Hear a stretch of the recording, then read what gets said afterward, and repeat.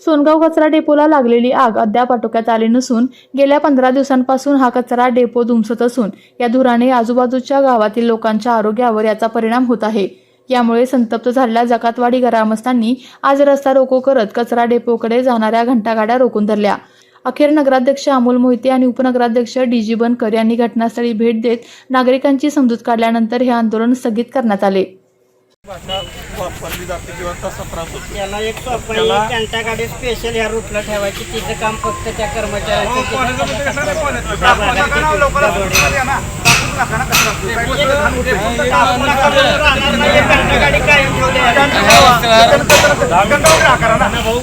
आता निवेदन दिले 8 दिवस लेखित येणारच आम्ही विनंती आहे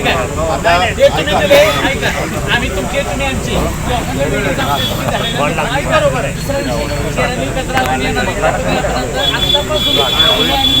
सगळ्यांनी प्रयत्न करायचे आणि लिखित तुम्हाला मिळायची जबाबदारी आमची 12 कचरा दिवशी झाल्यानंतर काय करायचं आमच्या झालंच नाही तर असं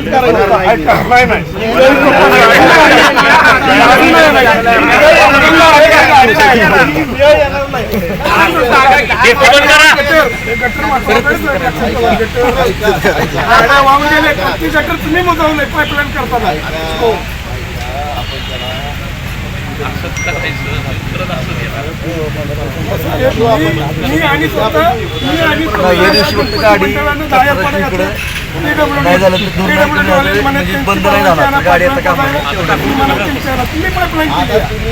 आपण मार्गी लावू त्यावेळेस बॉडी होती का तुम्ही ज्यावेळेस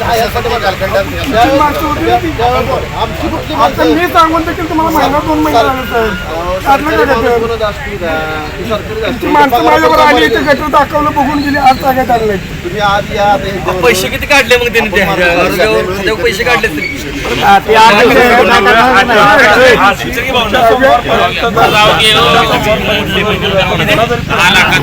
आम्ही एकही गाडी घेऊन देणार नाही। सरपंच महिन्याला 10 लाख रुपये देतात आरोग्याला बघा आम्ही काय करू शकतो म्हणजे तुमच्या लक्षात पैसे तुम्हाला एवढी तर माहिती आहे की एवढे अग्निशमक बंब आम्ही त्या ठिकाणी लावून आमचं सातत्याने काम चालवतो। सर्वजण आम्ही त्याच्यावर बाकीची प्रक्रिया करायचं काम चालू केलं अजून दूर होतोय 8 दिवस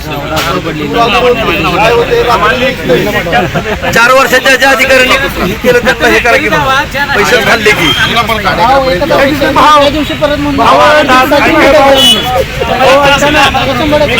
आपल्या तालुक्यातील जिल्ह्यातील बातम्या सर्वप्रथम पाहण्यासाठी आजच सातारा न्यूजला YouTube चॅनलवर सबस्क्राईब करा, लाईक करा, शेअर करा आणि बेल आयकॉन प्रेस करायला विसरू नका।